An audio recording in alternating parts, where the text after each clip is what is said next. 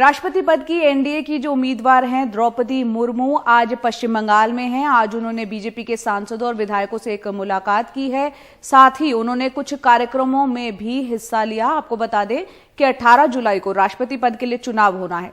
इससे पहले उन्होंने सिक्किम की जो विधायक हैं उनसे सिक्किम के विधायकों से मुलाकात की है।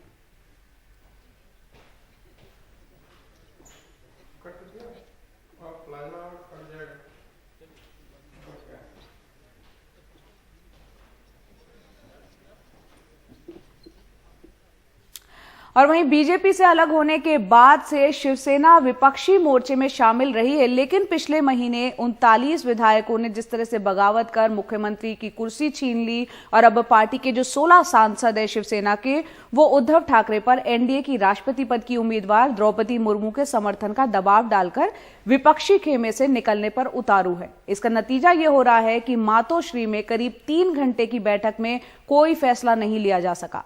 उद्धव ठाकरे के सामने अब ये एक नई मुसीबत खड़ी हो गई है। उन्होंने अगले 1-2 दिन में फैसला लेने का बात यहां पर कही है। शिवसेना के कार्यकारी अध्यक्ष उद्धव ठाकरे के सामने एक नई चुनौती खड़ी हो गई है। पहले 39 विधायकों ने बगावत की और अब 16 सांसद भी राष्ट्रपति पद के चुनाव में एनडीए की उम्मीदवार द्रौपदी मुर्मू को समर्थन देने की मांग पर अड़ गए हैं। 16 सांसदों में से एक गजानन कीर्तिकर ने खुद मीडिया में आकर इसका खुलासा किया। एनडीए की कैंडिडेट होने के बावजूद भी ये द्रौपदी मुर्मू जो है ये आदिवासी है, महिला है, उसके लिए उसको हमारा समर्थन होना चाहिए, ऐसी मांग सभी सांसदों ने पक्ष प्रमुख के साथ की है।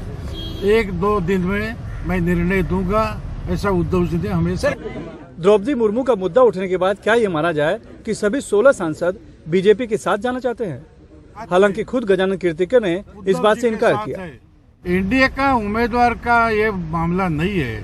देखो, हम लोगों ने प्रतिभा पाटिल को दिया था, वो भी यूपीए की थी। एक मराठी महिला करके वाला साहब ने दिया था। दूसरा एक प्रणब मुखर्जी को दिया था, कांग्रेसी होने के बावजूद भी उसको भी हम लोगों ने समर्थन दिया था। तो अभी ये आदिवासी महिला होने के कारण ये समर्थन हमारे शिवसेना की तरफ से उद्धव जी ऐलान करेंगे। साफ है, उद्धव ठाकरे के लिए इस मुद्दे पर फैसला लेना इतना आसान नहीं है। वो इस पर महाविकास आघाड़ी के बाकी साथियों से भी बात करना चाहेंगे। यही वजह है कि उन्होंने अगले 1 या 2 दिन में फैसला लेने की बात कह मीटिंग समाप्त कर दी। मीडिया में शिवसेना का जोरदार पक्ष रखने वाले राज्यसभा सांसद मीटिंग के बाद बिना बात किए निकल गए। खबर है कि वो एनडीए के उम्मीदवार को समर्थन देने की मांग से नाराज हैं। महाराष्ट्र में शिवसेना के कुल 18 लोकसभा सदस्य हैं।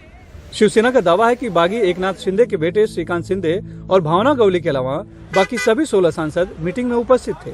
इस बीच बागी गुट के प्रवक्ता दीपक केसरकर ने एक बार फिर से शिवसेना के 80% सांसदों के एकनाथ शिंदे के साथ होने का दावा किया है। 80% सांसदों को मैं खुद मिला हूं और हर एक सांसद ने कहा है कि महाविकास आघाड़ी शिवसेना के लिए घातक है। अगर हमें फिर से चुनाव जीतना है तो हमें बीजेपी के साथ जाना पड़ेगा। आघाडी आम्हाला मारक आहे। आम्हाला जर निवडून यायचं असेल तर आम्हाला बीजेपी बरोबरच गेलं पाहिजे। जाहिर है, उद्धव ठाकरे के लिए ये बहुत ही चुनौतीपूर्ण समय है।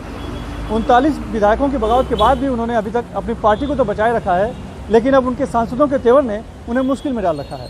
मुंबई से पूजा भारद्वाज और कैमरामैन राजन दयालकर के साथ सुनील सिंह, NDTV इंडिया के लिए।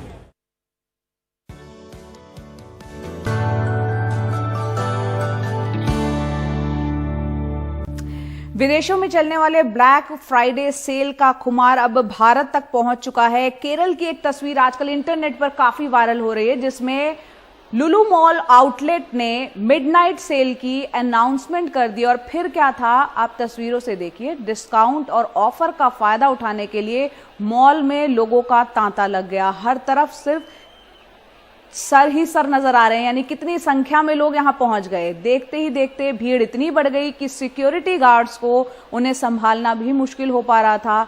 वीडियो में साफ है कि लोगों की लाइन एस्केलेटर और लॉबी तक लगी हुई है, जिसमें कोरोना नियमों की साफ तौर पर धज्जियां भी उड़ रही हैं।